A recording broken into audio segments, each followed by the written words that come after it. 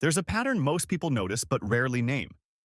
The moments when life feels most alive, most electric, are rarely the easy ones. They're the first week in a new city, the start of a demanding project, the early days of learning something difficult. And yet, given the choice, we'll almost always reach for what's familiar. Everyone operates inside a comfort zone. It's not laziness, it's just the collection of things that feel easy. The same route to work, the same friends, the same shows, the same conversations. It's a mental perimeter where effort is low and risk feels non-existent. And for a while, that feels like exactly what we need. But comfort has a cost that only reveals itself slowly. The longer you stay inside that zone, the smaller it becomes. Skills you used to have start to fade. Conversations that used to feel natural now feel awkward. A body that could once run a few miles without thinking now struggles with a single flight of stairs. The zone doesn't hold steady. It shrinks. This is the quiet irony of comfort. It promises safety, but what it actually delivers is regression. The things you avoid for long enough eventually become harder than they were before. Social anxiety doesn't improve with isolation. Physical stamina doesn't return on its own. The zone contracts, and suddenly, what used to be comfortable now sits just outside your range. Growth only happens in discomfort. That's not motivational language. It's mechanical. The moment you step outside what feels easy, you enter a different space. It's awkward. It's uncertain. You feel incompetent, slow, out of place. That feeling isn't a sign you're doing it wrong. It's a sign you're doing it at all. Think of it like this. Your comfort zone is a clearing in a forest. The clearing is safe, visible, predictable.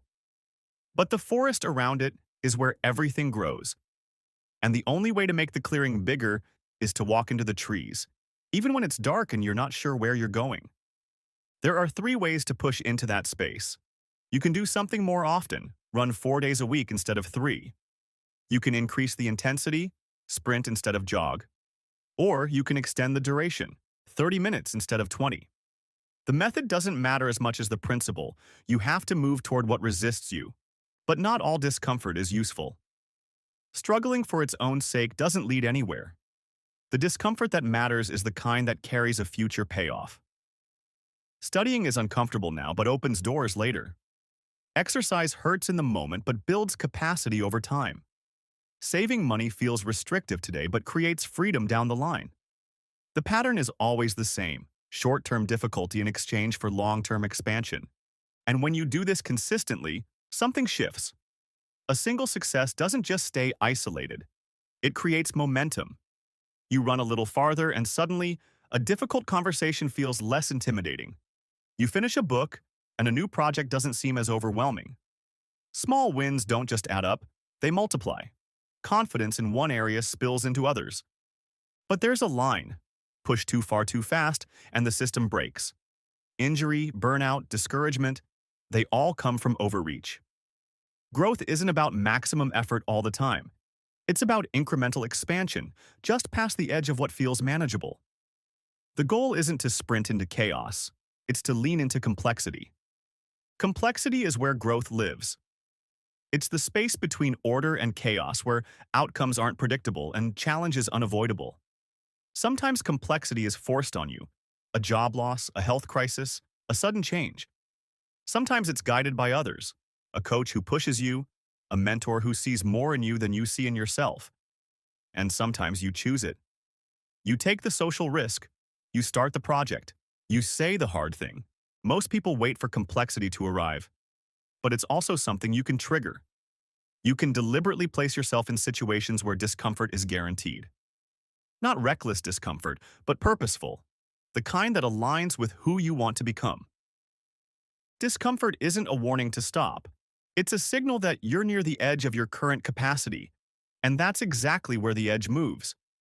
Every time you push through something difficult, the boundary shifts. What once felt impossible becomes routine. What once felt terrifying becomes neutral. The comfort zone doesn't stay fixed.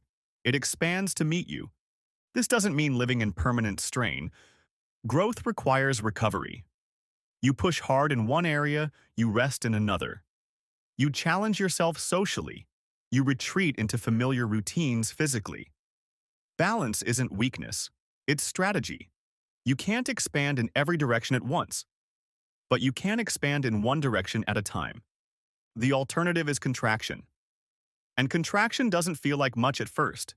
It feels like rest, like self-care, like finally giving yourself permission to stop trying so hard. But over time, the world gets smaller, opportunities narrow, confidence fades. The clearing shrinks until even staying inside it starts to feel hard. So the question isn't whether to seek discomfort. It's whether to seek it deliberately or wait for life to impose it. Because one way or another, complexity arrives.